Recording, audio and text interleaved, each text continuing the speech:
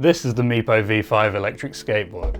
It's an affordable option, but despite that, it still claims some pretty impressive performance specs. It boasts a top speed of 28 miles per hour and a claimed range of 11 miles, all for just $469, or about $380 if you're in the UK. Of course, we'll put these claims to the test in this video, and if you want to pick one up, it's available from Meepo's website or from Amazon if you don't want to wait for delivery, and links to both are down in the description. Let's get into it. The V5 has a very tasteful design, which hasn't always been the case with Meepo products, and I'm a big fan of this new minimalist direction. The deck has a simple two-tone graphic with some natural wood showing through it, and it looks great. I did notice a little typo on some of the text though, so Meepo loses some style points there. The elephant in the room is the carry handle cutout. Honestly, I thought this looked pretty goofy at first. It's not something you see on a professional downhill board, for example. But in use, it's grown to become one of my favourite features of the V5. It's positioned in a way that balances the board perfectly, and somehow it makes it feel way lighter to carry. At 8 kilos, the Meepo V5 is almost half a kilo heavier than the X1 Max, but when using the handle, it feels much lighter and easier to move around. I'm converted. The deck is made from maple and it has a bit of flex to it, but it's still stiffer than most flexi decks. I feel like this is a nice middle ground, as it feels stable when you're riding fast, but it also serves to dampen some of the bumps and road vibrations while you're riding. There's no spongy grip tape on this one, it's the standard stuff, and that's fine on a board like this. I never found it uncomfortable, even when I was riding on some horrible, gritty British streets. The board uses dual 500 watt hub motors on the rear, and they're chunky bastards, especially compared to my old X1, but they work well. People often worry about hub motors, thinking they'll be uncomfortable or underpowered, but personally I'm a big fan. They're easier to push, quieter, require less maintenance, and can still kick out a ton of power. All of this is true with the Meepo V5. The wheels are pretty big at 90mm and quite soft and grippy. They're 78A on the front and 83A on the rear. These big wheels help massively with rough pavement, and I quite like the design, particularly the two-tone fronts with the solid white hub. For power, we have a 10S 2P battery with 144 watt-hour capacity. You get a 1.5 amp charger in the box, and it'll juice you up in just under 3 hours. The best thing about the charger is that it's super lightweight, so you can lob it in your backpack and you'll barely feel it. That's not the case with most electric skateboards. Previously, I've only ridden 12S boards, so I was a bit nervous about how sluggish 10S would feel, but these fears weren't founded, as you'll see in our tests. The remote is about as basic as they come. There's no screen and no vibration motor, just a series of LEDs that will tell you your battery life and speed mode. Honestly though, that's all you need. I rarely look at the remote while riding, and while battery percentage is more accurate, the 4 LEDs give you a good enough idea of your remaining range. Rounding out our tour is the trucks. The V5 uses Meepo's in-house shredder trucks, and they're pretty decent overall.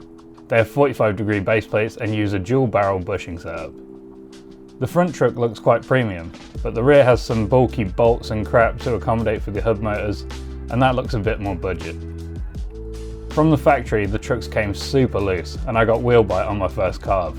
I had to crank the kingpin down way tighter than I'd normally like to, but they performed well once I did. This is something that can probably be resolved by swapping out the bushings, and lighter riders may have a better time with the stock setup, but something was off for me as standard. Overall, the riding experience has been great, and I have very little to complain about. The board picks up speed quickly, brakes well, and feels very comfortable overall. It's a little bit of a shorter deck, which took some getting used to for me, but it makes it feel agile and manoeuvrable, and it's still long enough that high speeds don't feel too sketchy. Right, with that out of the way, let's get into our standard tests.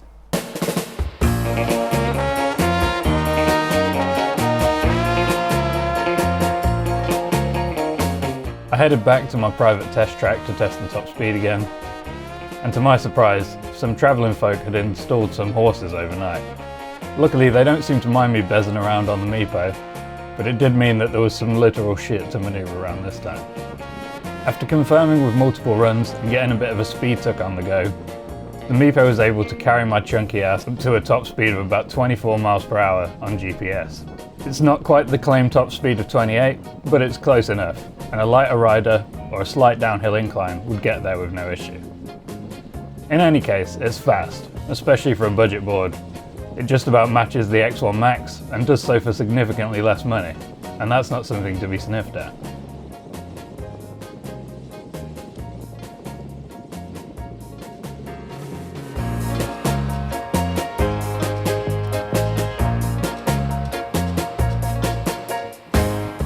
Next, I ventured on over to the steep hill from my last review to test out the board's hill climbing abilities. I was fairly certain that the board would lag behind the X1s that we tested last time, simply because it has fewer volts to work with. And that turned out to be true. Still, while it slowed down a lot, it made it up the hill just fine. And it didn't completely rinse the battery either, with only one of the 4 LED indicators going out after the test. So, while it won't be winning any awards for its uphill prowess, it'll get the job done with no pushing, which is great if you have a hilly commute to contend with.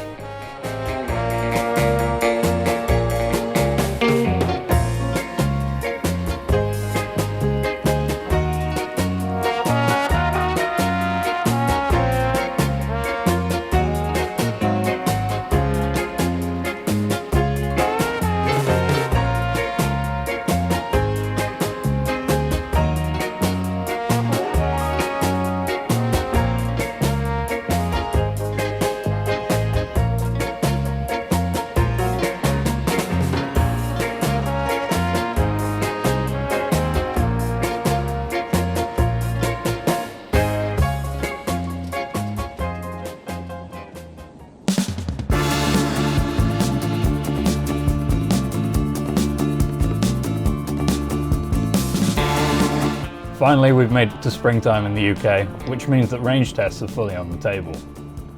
I'm not expecting too much from the Meepo V5. It only claims 11 miles, and with a heavier rider like myself, I rarely come close to the manufacturer's stated claims. With this in mind, I was planning for a pretty flat route along my local bike path, but that didn't quite turn out as I'd hoped. It started out well, but a combination of the recent rain and some old leaves had left a slippy, sludgy mess that's not ideal for riding. So I had to abandon my route early. Thankfully, the built-in handle made it easy to carry the board over the mess, but what it means in the end is that we have a mixed route, with about 2.5 miles of flat road, followed by some significant hills. I stayed in mode 4 the whole time, that's the fastest one, but I wasn't hooning it. My average speed ended up around 10 to 12 miles per hour, but I did top out at 23 on a downhill section. We're 3.21 miles in, probably about 2/3 of the way around the track I was going around. And the remote's on 2 bars, showing, it's gone back up to 3.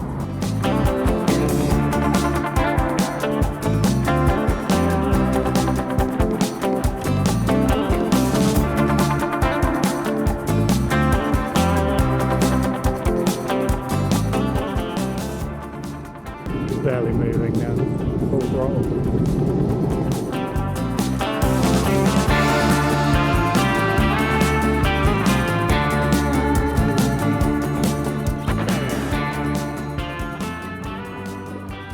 The Meepo made it much further than I expected, especially given the conditions it was up against. And in the end, we made it 6.09 miles before it cut out.